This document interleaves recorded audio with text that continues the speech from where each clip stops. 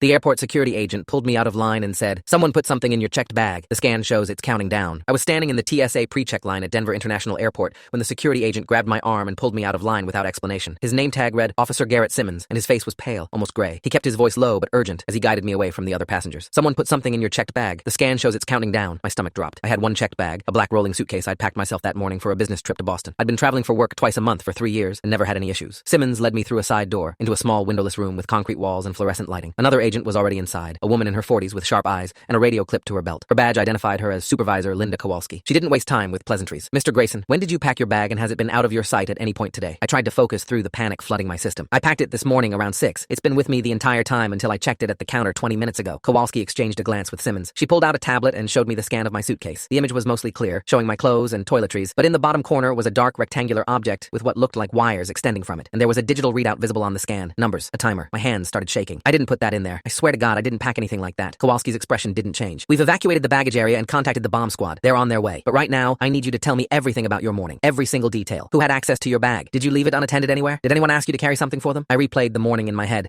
searching for any moment that made sense of this nightmare. "I woke up at 5, packed my bag in my bedroom. My wife was still asleep. I loaded it into my car and drove straight here." Kowalski leaned forward. "Your wife, does she have any reason to want to hurt you?" The question hit me harder than it should have. Julia and I had been married for 8 years. We had a 5-year-old daughter named Olivia. Things had been tense lately because of my travel schedule and some financial stress, but the idea of Julia planting a bomb in my luggage was insane. "No, absolutely not. She wouldn't do something like that." Simmons was typing on a computer in the corner. "Julia Grayson, age 33, works as a graphic designer. No criminal record. Parents are Dorothy and Kenneth Ashford, both deceased. One sibling, a brother named Ian Ashford." He looked up at me. "Your brother-in-law. Tell me about him." My throat went dry. Ian had been staying with us for the past 2 weeks after losing his job and his apartment. He'd been sleeping on our couch, supposedly looking for work but mostly just playing video games and drinking. Julia had insisted we help him despite my objections. Ian had always been unstable, quick to anger, prone to conspiracy theories, and paranoid rants about the government and corporations. But planting a bomb? That seemed extreme even for him. Ian's been living with us temporarily. He's had some struggles with employment and anger management, but I don't see why he'd target me specifically. Kowalski's radio crackled. A male voice said the bomb squad had arrived and was preparing to examine the device. She acknowledged and turned back to me. "Does Ian have any explosives training? Military background? Access to materials?" I shook my head. "He worked in IT before he got fired. No military service that I know of." Simmons pulled up something on his computer screen and his expression darkened. What I saw made my blood run cold. Full story is linked below or on my channel.